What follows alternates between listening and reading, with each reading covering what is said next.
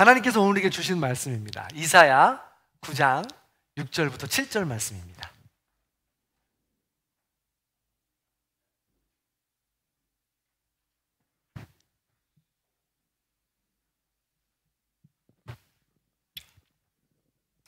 이사야 9장 6절 7절 말씀, 제가 가진 성경 977페이지에 있습니다.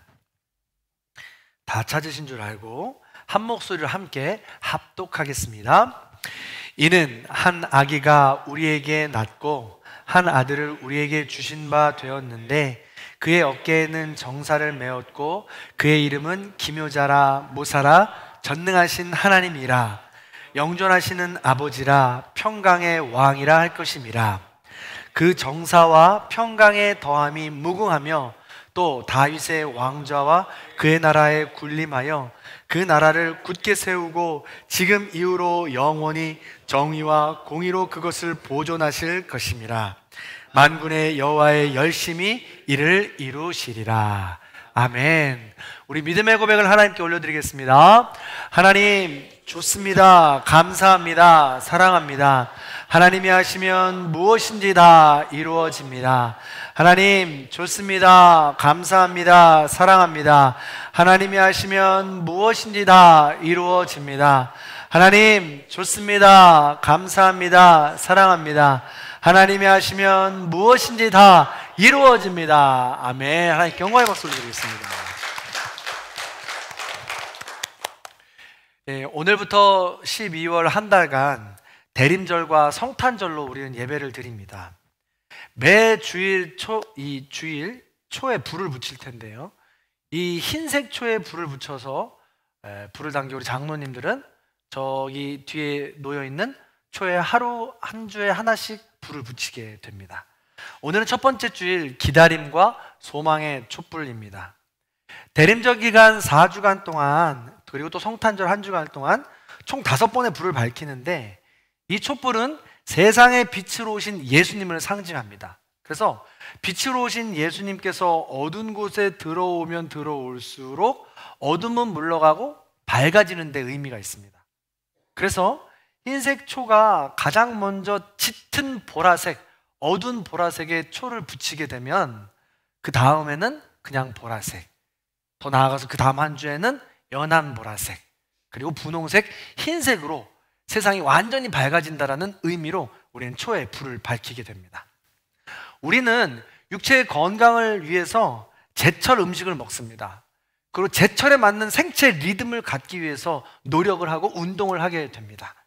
마찬가지로 우리 영적인 건강도 그렇습니다. 영적인 건강도 잘 유지하려면 제철에 맞는 훈련을 하여야 되는 것입니다.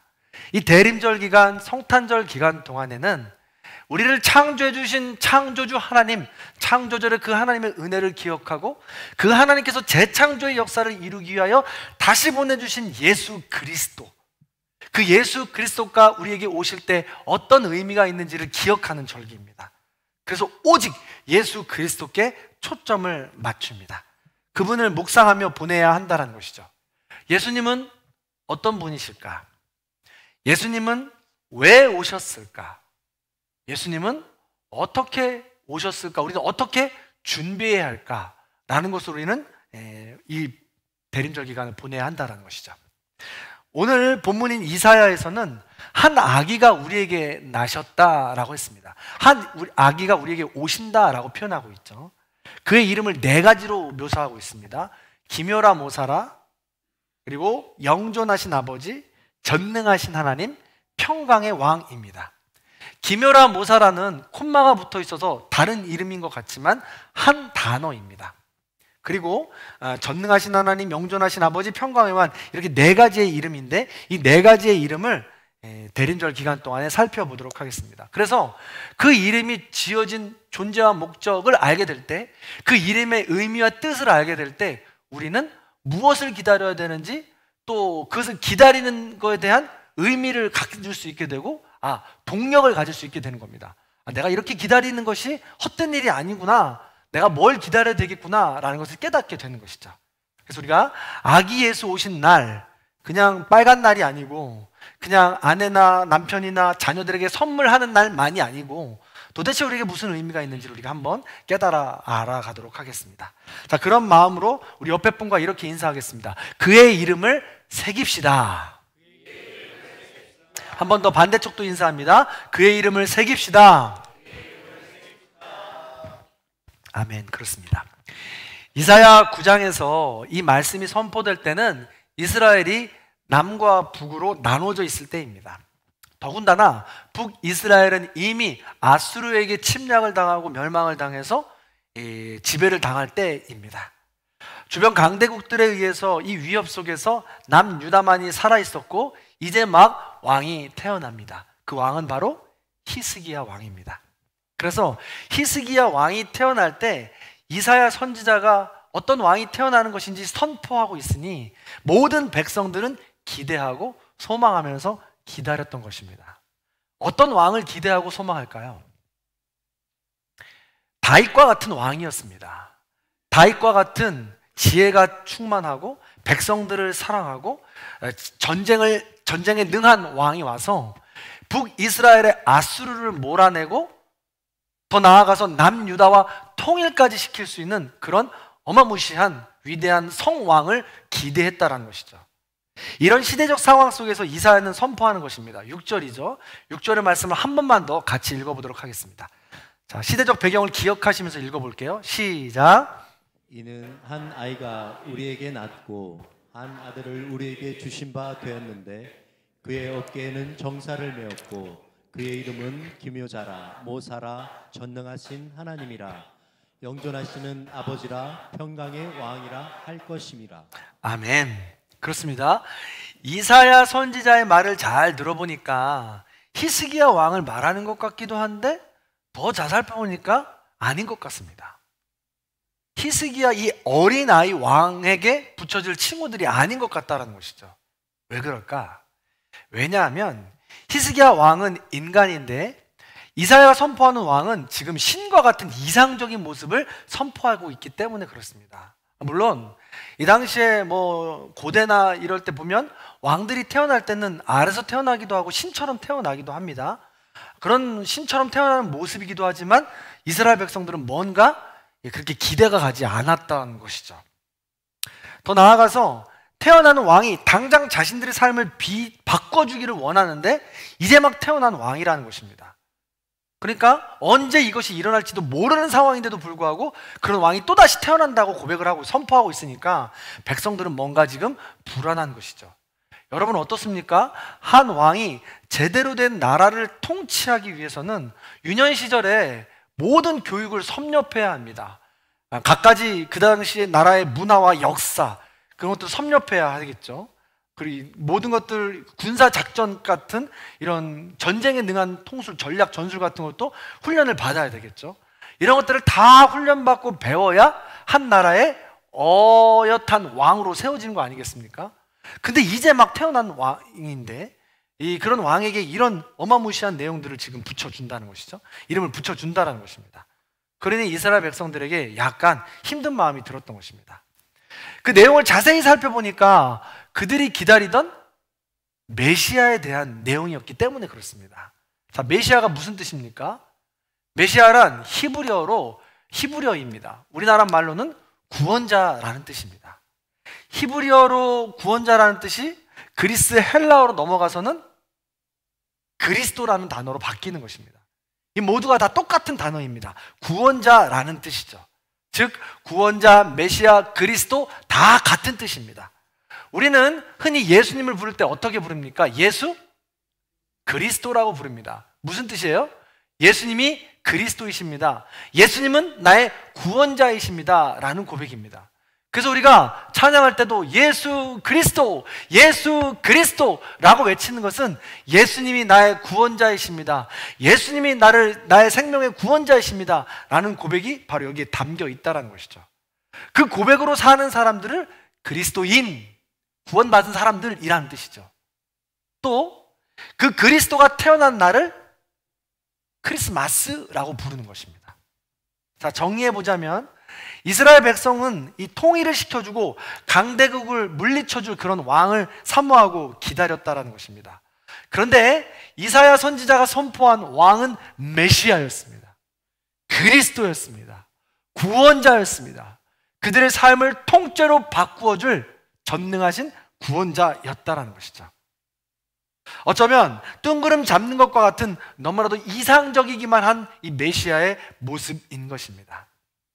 자, 그러니까 지금 이사야가 선포하고 있는 메시아와 이스라엘 백성들이 꿈꾸고 있는 메시아가 다르다는 것이죠. 그런데 우리도 성찬절을 기다릴 때, 예수 그리스도를 기다릴 때 이런 마음으로 기다린다는 것입니다. 예수 그리스도께서 우리에게 오실 때는 예수 그리스도께서 오시는 목적이 있습니다. 오늘부터 나눌 4가지의 목적이 있겠죠. 근데 우리가 기다리는 예수님은 어떻게 기다립니까? 내가 원하고 바라는 것들을 이루어질 예수님을 기다리지 않습니까? 내 소원, 내 능력으로 이루어질 그 예수님만을 기다려서 그것을 이루어주시기를 오매불만 기대하면서 그런 예수님을 기다리느냐, 기다리지 않느냐라는 것이죠. 어쩌면 2000년 전에도 그렇고 지금 이사야 시대 전 거슬러 올라가 보면도 그렇고 여전히 역사를 되짚어서 반복하지만 여전히 우리 모두는 똑같은 실수를 지금 반복하고 있다는 것이죠. 여러분, 2023년 12월 25일 성탄절 예수 그리스도의 오심, 매년 맞이하는 예수 그리스도의 오심입니다. 어떻게 기다리고 계십니까? 어떤 마음을 우리는 기다려야 될까요? 그래서 한번 우리가 함께 나누어 보자는 것입니다. 자, 오늘은 그 첫 번째 시간입니다. 그의 이름 첫 번째, 기묘라 모사라입니다. 자, 이 단어는 콤마가 있지만 두 단어가 합쳐진 것입니다. 영어로는 원더풀 카운셀러라고 합니다. 놀라우신 조언자라고 세 번역에서는 번역되고 있습니다. 한국어로도 비슷한 뉘앙스죠. 기묘하다 라는 말 우리가 쓰지 않습니까?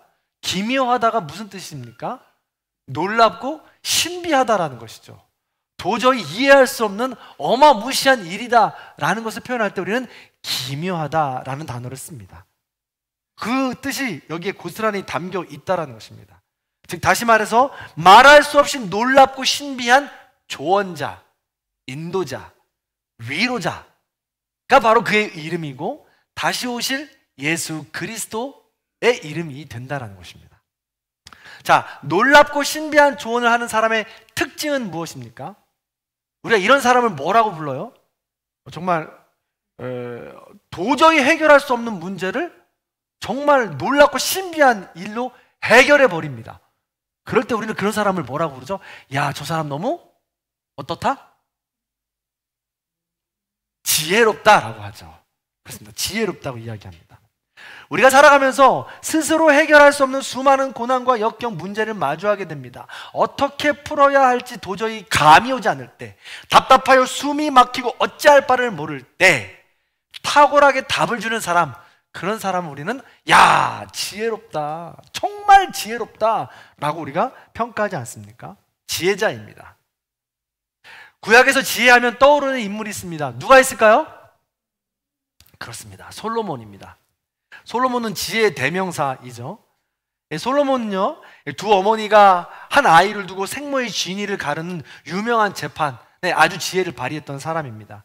그래서 아들을 잃을 뻔한 이 억울함과 절망 속에서 지혜로 이 참 자유와 기쁨과 해방을 얻게 했던, 해답을 얻게 했던 왕입니다.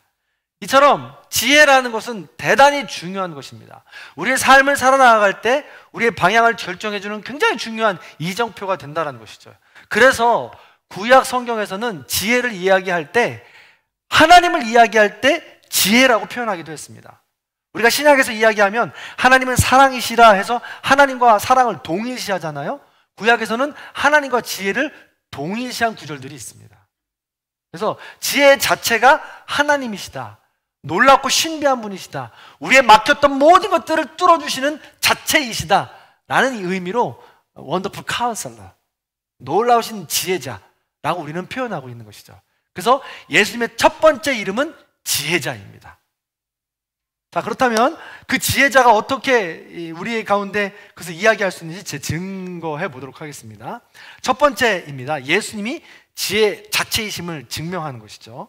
자, 누가복음 2장 40절에 보면 예수님의 어린 시절을 이렇게 표현합니다. 자, 다 같이 한번 읽어보겠습니다. 2장 40절 읽습니다. 시작. 아기가 자라며 강하여지고 지혜가 충만하며 하나님의 은혜가 그의 위에 있더라. 아멘. 40절 이후의 말씀은 예수님이 어린 시절에 유월절을 맞이해서 예루살렘으로 올라갔을 때 일입니다. 그래서 가족들과 함께 모두 예배를 드리고 마치고 돌아와야 하는데 아들 예수가 보이지 않는 겁니다. 그래서 아들 예수를 찾아가 보니까 회당에서 말씀을 선포하고 있는 거예요. 당시에 회당에서 말씀을 선포하는 것은 누구나 할 수 있는 일이었습니다. 그러나 누구나라도 적당껏 해야 합니다. 지금도 그럴 테지만 당시에는 더 심했다라는 것이죠. 예배 시간에 이 강단에서 말씀을 전한 것과 같을 텐데 저 또한 이 말씀을 전하기 위해서는 대학에서 4년 공부하는 것이고요, 대학원에서 3년 공부하는 거고, 그리고 우리 아까 전도사님 이야기하는 것처럼 3년의 훈련을 받아야 합니다. 그때 이제 이 말씀을 전할 수가 있는 거죠.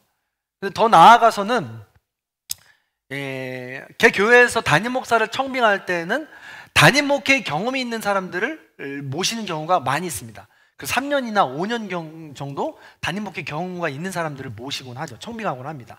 그렇다라고 했을 때 보통 강단에 서서 말씀을 전할 수 있는 이 시간 연수가 대단히 오랜 연수가 필요하다라는 것입니다. 그런데 지금 어린 예수가 지금 회당에서 말씀을 전하고 있다라는 것이죠. 사실 좀 어려운 일이고 이해하기 힘든 일인 것입니다. 더군다나 당시에는 이 여성과 아이가 인정을 받지 못하던 시대입니다. 민수기나 신명기 우리가 이야기할 때 꼭 말씀드리는 거 아닙니까? 사람들의 명수를 계수할 때 여자와 어린아이는 계수하지 않았습니다. 오직 성인 남성들만 계수했죠.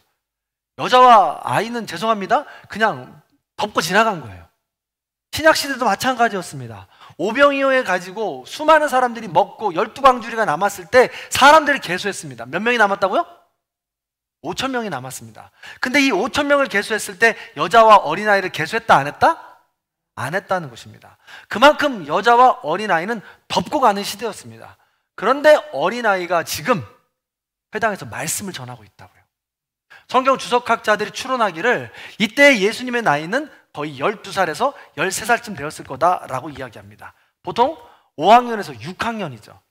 그런데 그렇게 5학년에서 6학년 정도 되는 아이가 갑자기 나와서 말씀을 전할 때 모두가 무시했을 것이고 내려오라고 소리쳤을 것입니다. 듣지 않았을 거예요. 그런데 예수님이 말씀을 전하기 시작하니까 모두가 집중하기 시작합니다. 그리고 그 어린아이가 전하는데 아무도 소리치지 못합니다. 모두가 감동하면서 그 얘기를 들었다고 성경은 기록하고 있는 것이죠. 그렇습니다. 이미 예수님은 말씀을 전하실 때는 이미 모두가 감동했습니다. 그리고 52절에는 이렇게 마무리하고 있죠. 자, 52절도 읽어보겠습니다. 52절 읽습니다. 시작. 예수는 지혜와 키가 자라가며 하나님과 사람에게 더욱 사랑스러워. 아멘. 예수님은 12, 13세 이미 훌륭한 가르침을 나누셨습니다. 이 마음 가운데 지혜가 있었다라는 것이죠. 키가 자라면서 지혜가 자랐다고 되어 있어요. 겉에서 누가 가르쳐 준 것이 아닙니다. 이 안에 있는 지혜가 스스로 자란 거죠. 지혜가 누구라고요? 구약에서 이야기했을 때 하나님이시라고요. 그 하나님, 지혜된 하나님께서 예수 안에서 이미 존재했던 것입니다. 우리가 창세기를 통하여 늘 이야기했습니다. 하나님께서는 영의 모습으로 이미 우리 안에 계신 겁니다. 그래서 호버링, 성령님을 통하여서 우리와 함께 물로서 교제하신다고 이야기했죠. 영으로서 그러니까 우리 안에 이미 하나님이 계신 것이었고 지혜로서 이미 하나님이 우리 안에 계신 것이었습니다. 예수님 안에. 그래서 지혜 자체가 예수님이시다라는 것이 이 성경 구절로서 증명이 된다라는 것이죠. 그래서 그런 예수님을 우리는 기다린다라는 겁니다. 세상의 가치관과 세상의 유수한 지혜자들이 아니라 지혜 자체이신 예수 그리스도를 우리는 기다린다라는 것입니다. 이 믿음을 가지고 예수 그리스도께 모든 초점을 맞추시기를 간절히 축원합니다. 그 지혜자 완전하신 분을 우리는 기다린다는 것이죠. 두 번째입니다. 예수님이 기묘자여 모사자인 두 번째 증거는 복음 선포에 있습니다. 예수님은 세례를 받으시고 공생애를 시작하시며 선포하셨습니다. 때가 찼다. 하나님의 나라가 가까이 왔으니 회개하고 복음을 믿으라 라고 얘기했습니다. 그래서 복음을 선포하실 때 예수님은 비유로, 때로는 대화로, 때로는 질문으로, 때로는 논쟁을 하셨습니다. 당시 예수님께서 복음을 전하실 때 수많은 사람들이 네로라는 석학들마저도 그 지혜에 이기고 싶어서 함정까지 만들어서 예수님을 초대하곤 했습니다. 그러나 예수님은 우문현답으로 그 순간순간들을 이겨나가셨다는 것입니다. 예를 들면 이런 것이죠. 안식일에 일을 하지 말아야 할 것, 안식일에 정결해야 할 것을 선포할 율법에 기록되어 있습니다. 그런데 제자들이 너무 배가 고파서 안식일날 밀을 꺾어버리는 율법을 어기고 맙니다. 그때 옳다구나 하고 공격하죠. 안식일에 아무것도 하지 말라고 했는데 당신의 제자들은 일을 하는군요, 먹는군요 라고 말입니다. 그때 예수님은 이야기하십니다. 사람의 법보다 하나님의 법이 더 중요하다고 이야기하면서 격식보다, 형식보다 생명, 사람의 생명의 소중함을 이야기하면서 그들의 입을 닫아버리십니다.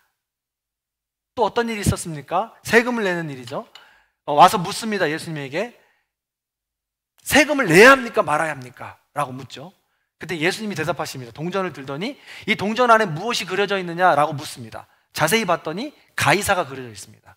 로마의 동전이니까요. 세금을 내야 하니까요. 그래서 이 세금을 내야 한다고 대답을 해도 법에 걸리고 내지 말아야 된다고 해도 법에 걸리게 되는 겁니다. 이 율법 대답해 버리면 말이죠. 그래서 예수님이 대답합니다. 이 동전 안에 무엇이 그려져 있든 라고 물었더니 대답하시죠. 가이사가 그려져 있습니다 라고 이야기합니다. 그러니까 예수님이 말씀하시죠. 그래요. 가이사의 것은 가이사에게, 하나님의 것은 하나님에게 드림이 맞다라고 이야기하면서 우문현답으로 피해 가십니다.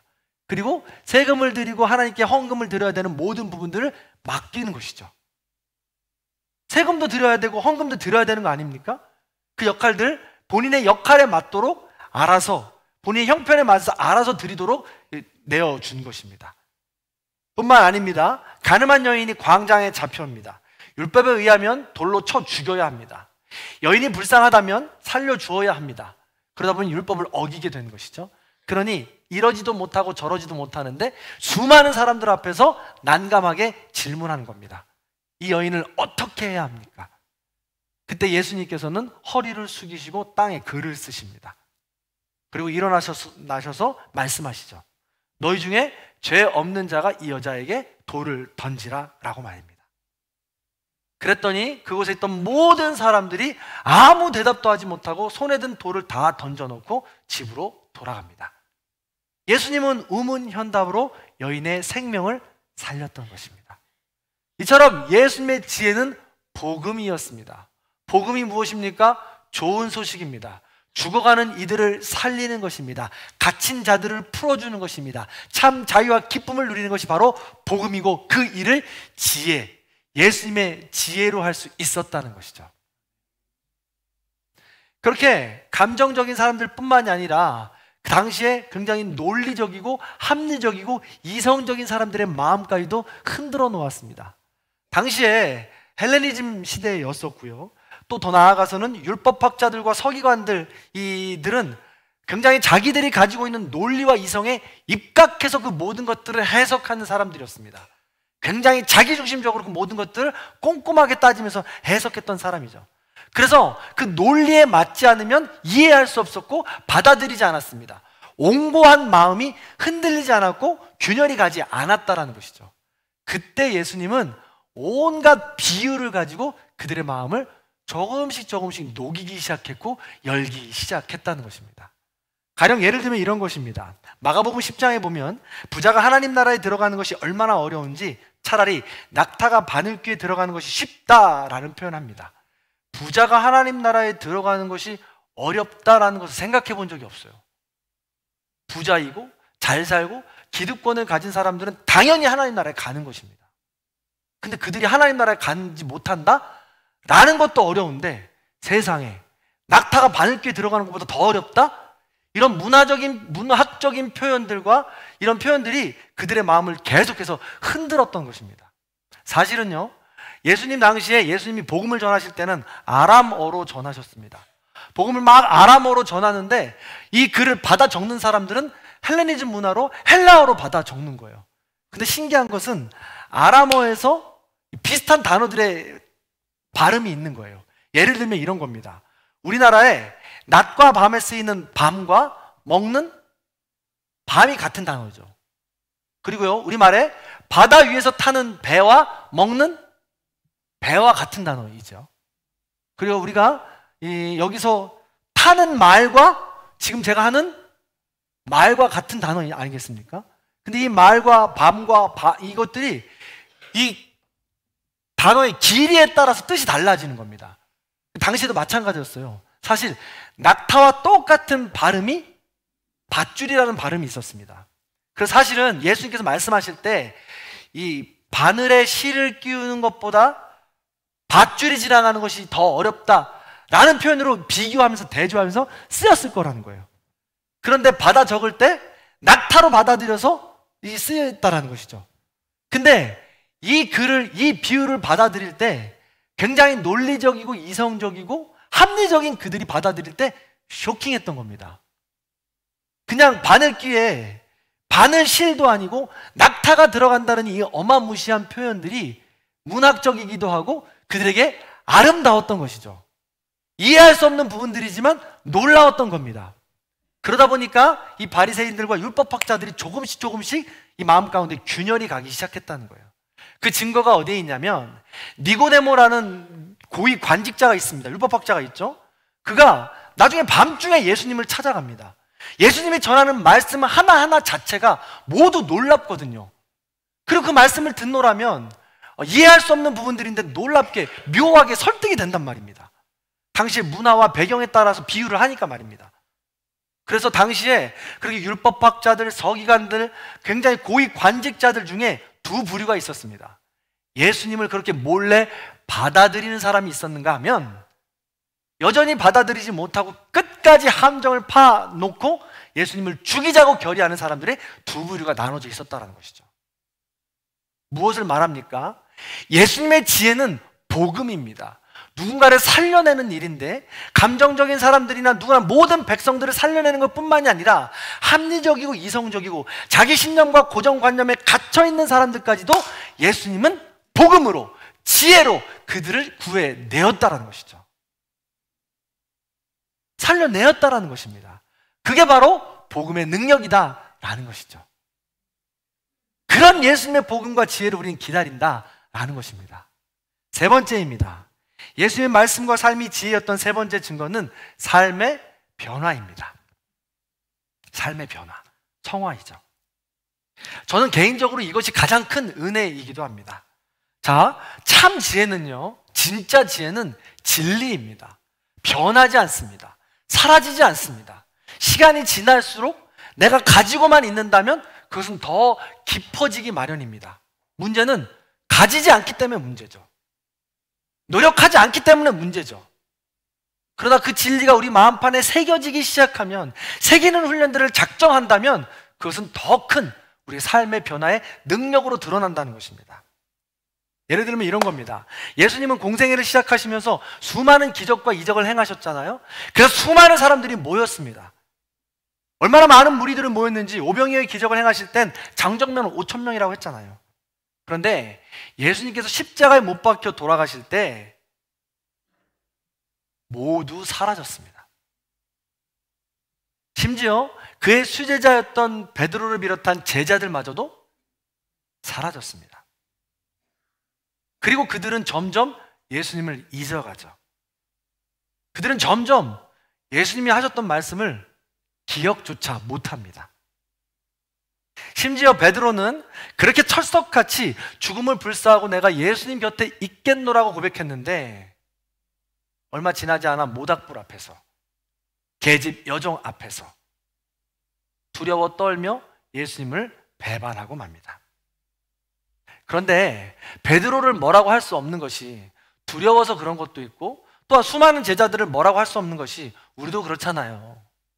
말씀을 듣고 무언가 다짐을 하더라도 뒤돌아서서 잃어버리는 것이 우리 아닙니까? 지난주에 창세기 말씀 기억하시는 분 계세요? 제목만이라도 그쵸, 흩으셨더라. 기억 못한단 말이죠. 장담하건대 오늘 말씀도 저 문 밖으로 나갈 때도 기억 못 하시는 분들이 태반이실 거고요. 점심 식사할 때는 더 잃어버릴 건 말할 것도 없습니다. 우리도 이렇단 말입니다. 그래서 매 주일 구역 예배를 드리면서도 이 말씀을 한 번 더 상고해 보라고 말씀을 드리는 거죠. 그렇게, 근데 제가 뭐라고 하는 게 아니고 그렇게 잃어버리는 게 당연하다라는 것입니다. 그리고 잃어버려야 한다라는 것이죠.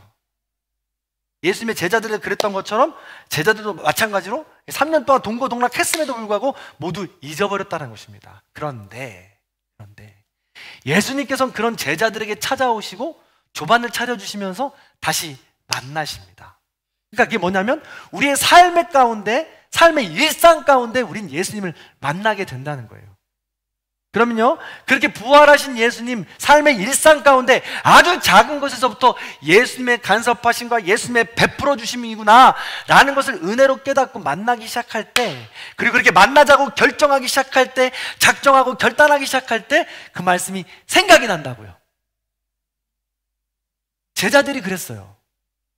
제자들이 그렇게 부활하신 예수님을 만나고 손을 만져보고 옆구리를 만져보고 같이 밥을 먹으면서 예수님과 이야기를 나누다 보니까 예수님이 했던 말씀들이 새록새록 생각이 나는 거예요. 아, 예수님께서 사마리아 여인을 만났을 때 그 말씀을 하셨지. 아, 예수님께서 오병이어의 기적을 행할 때 그 말씀을 하셨지.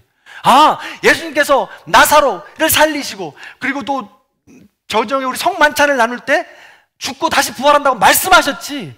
이 말씀들이 생각이 나더라는 거예요.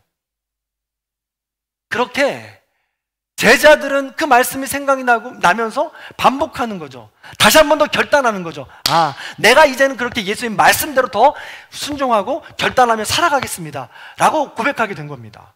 그러니까 이것들이 예수님의 말씀이 능력이 되어서 계속 기억나게 되면서 반복되면서 이 말씀이 우리 가운데 새겨지게 된다는 거죠. 그 과정이 필요하다라는 것입니다. 말씀이 그래서 살아서 운동력이 있고 힘이 생겨서 내 삶을 움직이기 시작하는 겁니다. 그때부터 내 삶은 변화된 삶이 된다라는 것이죠. 그런데 생각날 말씀조차도 아무것도 없다면 어떻게 하겠어요? 그래서 주일 말씀이라도 우리가 열심히 들어야 하고, 더 나아가서는 매일같이 개인적으로 성경을 읽고 큐티를 하고 말씀을 묵상해야 된다는 겁니다. 제가 물어보고 싶지만, 여쭤보고 싶지만 참겠습니다. 성경을 얼마나 읽으시는지, 큐티를 하시는지. 그러나 우리가 내년부터는 이런 활동들을 교회에서 전체적으로 해보려고 합니다. 그래서 말씀들을 계속해서 묵상하고 내 안에 암송하고 새겨내서 어려운 일이 닥쳤을 때 그 말씀들이 생각나고 하나님께서 지켜주시는 말씀으로 우리가 고백하게 되고 다시 한 번 더 결단하게 될 때 우리의 삶은 그때부터 변하기 시작하는 거죠. 말씀을 마무리하겠습니다. 우리는 오늘부터 대림절을 시작합니다. 대림절을 통하여 예수의 이름을 나누고 있습니다. 오늘 첫 번째 주제로 기묘라 모사라 원더풀 카운슬러, 놀라우신 이 조언자, 다른 딱 한마디로 지혜자에 대해서 나눕니다. 지혜자가 우리 예수님이십니다. 첫 번째, 참된 지혜 자체가 예수님이십니다. 두 번째, 참된 지혜는 복음입니다. 갇혀있는 자, 죽어있는 자 살려내고 풀어주신다는 거죠. 나만의 고정관념과 신념에서 우리를 구원해 주신다는 것입니다. 세 번째, 참된 지혜는 우리의 삶을 변화시킨다는 것입니다. 그래서 그의 이름 기묘라 모사라 우리 가운데 오셨으니 우리가 이 대림절 기간에 그런 예수님을 기대하고 사모하면서 말씀을 사모하시고 기다리길 소망합니다. 내 인생에서, 내 삶에서 해결되지 못하는 높은 산과 같은 문제가 기묘자요 모사자를 통하여 평지가 될 줄로 믿습니다. 설령 그 산이 평지가 되지 못한다 할지라도 주님께서는 분명히 그 산을 넘을 수 있는 힘을 주실 것입니다. 그런 하나님과 동행하시는 귀한 삶을 누리시기를 간절히 축복합니다. 이 이야기만 하고 나누고 마치려고 합니다. 어제 제 지인에게 설교 준비를 하는데 전화가 왔더랬습니다. 너무 친한 지인이에요. 함께 말씀을 나눠도 괜찮습니다. 중소규모의 사업을 하고 있는 분인데 두 업체를 지금 운영하고 있어요.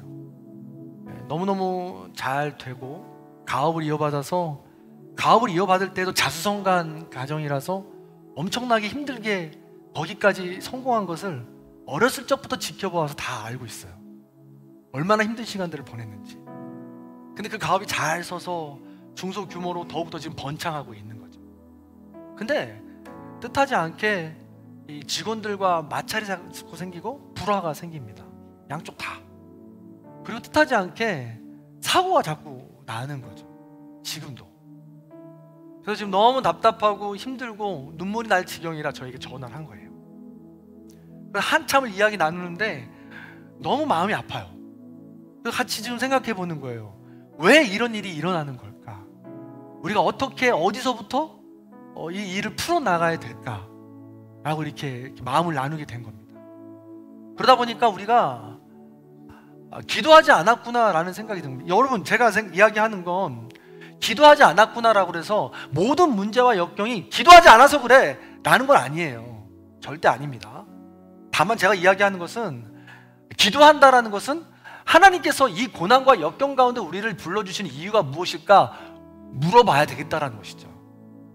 그래서 우리가 수요일마다 고난의 이유에 대해서 지금 나누고 있는데 이 고난이 왜 왔을까 물어보는 겁니다. 여러 가지 이유가 있어요. 자중판, 나의 욕심 때문에 오는 경우가 있고요. 또 하나님께서 테스트하는 경우에 오는 경우가 있습니다. 그리고 그냥 아무 이유가 없어요. 그냥 세상이 돌아가는데 사건, 사고가 일어나는 경우가 있습니다. 그냥 그 사람의 죄가 아니고 그냥 어쩔 수 없이 일어나는 그냥 우연한 일어나는 사건, 사고일 수도 있다는 것이죠. 그 또 한 가지는 이 모든 것들로 통해서도 알 수 없는 하나님의 섭리인 겁니다. 그래서 우리는 하나님께 기도해야 된다는 거예요. 하나님께서 왜 우리를 이런 고난 가운데 내버려 두시는지 말이죠. 그때 중요한 게 뭐냐면 바로 이 지혜예요. 이 말씀입니다. 우리가 평소에 이 말씀을 가까이 하지 않고 새기지 않고 게을리하여서 살아간다면 그때 바로 기도한다 한들 답이 없어요. 왜 그런지 몰라요. 그러나 우리가 평소에 이 지혜를 구하는 훈련을 하고 있노라면 우리가 감당할 수 없는 수많은 고난과 역경 속에서 그 답을 찾아낼 수 있게 된다는 것이죠. 그래서 우리는 하나님 앞에 날마다 기도하는 겁니다. 주님, 나를 불쌍히 여겨 주옵소서. 나를 긍휼히 여겨 주옵소서. 그리고 문제와 고난 가운데 어떻게 하면 좋겠습니까? 주님, 지혜를 주시옵소서. 라고 할 때 주일에 주시는 이 말씀을 통하여서, 개인적으로 읽는 말씀을 통해서, CBS, CTS 등등을 통해서 듣는 말씀을 통해서, 그냥 지나가다 듣는 라디오 말씀을 통해서, 그리고 흔히 듣는 우리 찬양 속에서 우리는 그 지혜의 말씀을 깨닫게 되는 것이죠. 부디 2023년 마지막 우리 성탄절 대림절을 보내면서 그런 예수 그리스도를 사모했으면 좋겠습니다. 참 지혜 되신 분이고 참 복음 되신 분입니다. 그분만이 우리의 삶을 변화시켜 줄 수 있고 그분만의 말씀을 사모하면서 우리가 결단할 때 그 삶의 변화는 시작된다는 것이죠. 이 말씀들을 기억하면서 우리가 차근차근 우리의 삶을 예수 그리스도께 드리는 그런 훈련으로 나아가시는 저 여러분들이 되길 바랍니다. 그 마음을 가지고 우리 이 찬양 하나님께 온전히 높여드리겠습니다.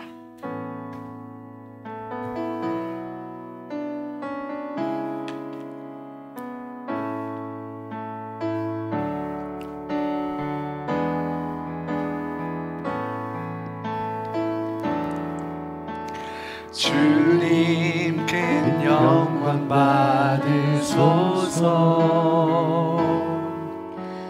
홀로 찬양 받으소서.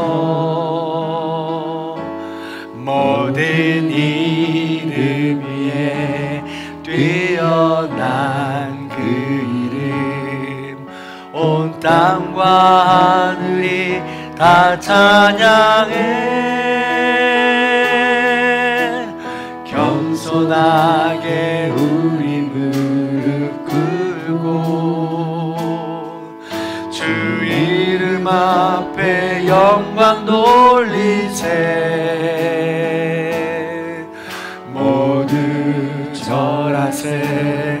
독생자 예수 주님께 찬양 드리리. 모든 영광과 존귀와 능력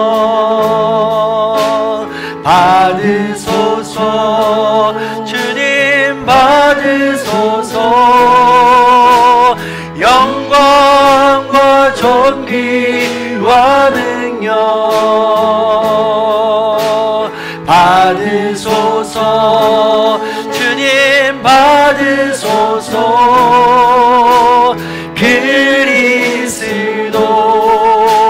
살아계신 하나, 모든 영광과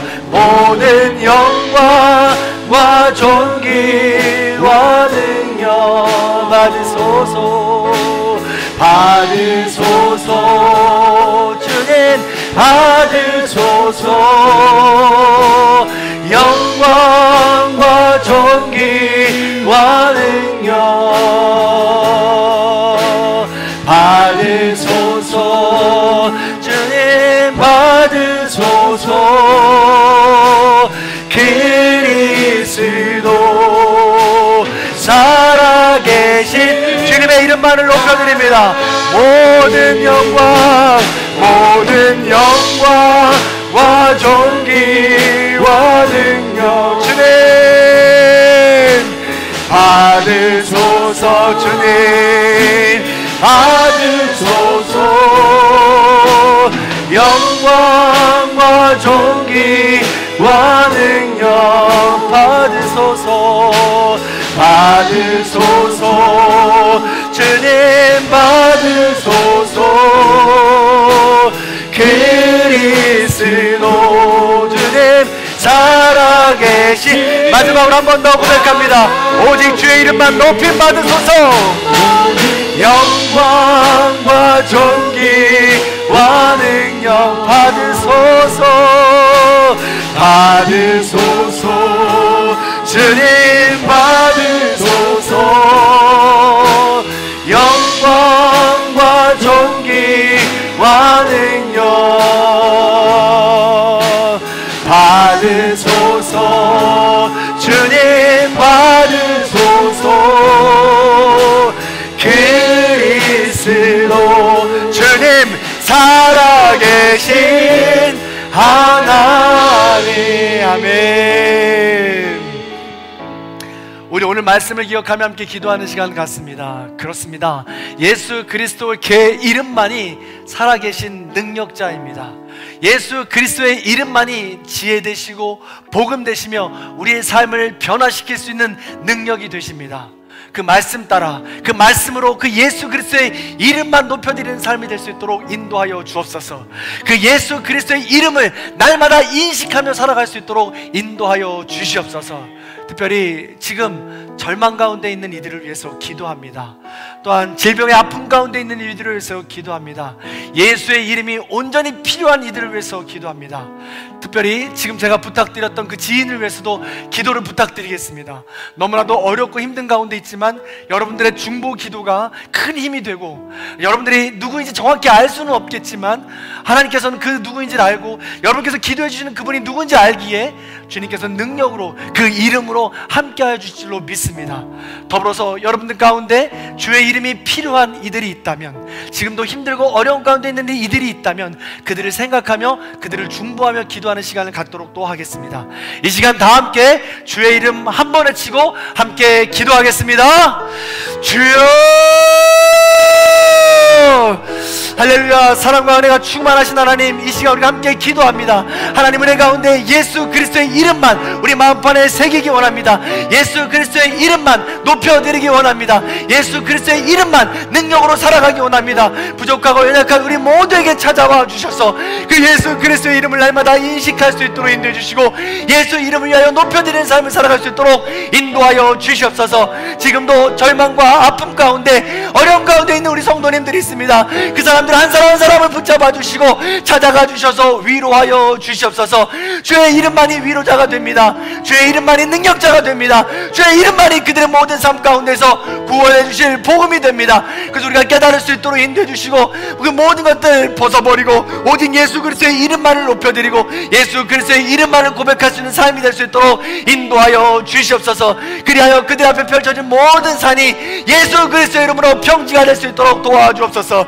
그 앞에 아래 절쳐져 있는 모든 절망의 나락들이 예수 그리스도의 이름으로 다시금 새 생명을 얻을 수 있도록 인도하여 주시옵소서. 대림절 기간에 나의 욕심으로 나의 구할 것만을 구하는 것이 아니라 오직 하나님의 능력으로 하나님의 이름만을 구할 수 있는 거룩한 백성들이 될 수 있도록 인도하여 주시옵소서. 우리 모든 성도님들의 삶 가운데 고정관념과 지금까지의 신념과 지금까지의 잘못된 믿음으로 아버지 하나님 상처를 주거나 힘들고 어려운 시간을 보내는 이들이 있습니까? 섭섭한 마음과 답답한 마음과 어려운 마음으로 인하여 신앙생활을 올바로 하지 못하는 이들이 있습니까? 이 모든 이들에게 예수의 이름이 되어 주시옵소서. 예수의 이름이 되어 갇혀있는 모든 것들 속에서 자유하게 하여 주시옵소서. 오직 그 이름으로 말미암아 치유되고 다시 한 번 더 회복되어 일어날 수 있는 거룩한 백성들이 될 수 있도록 인도하여 주시옵소서.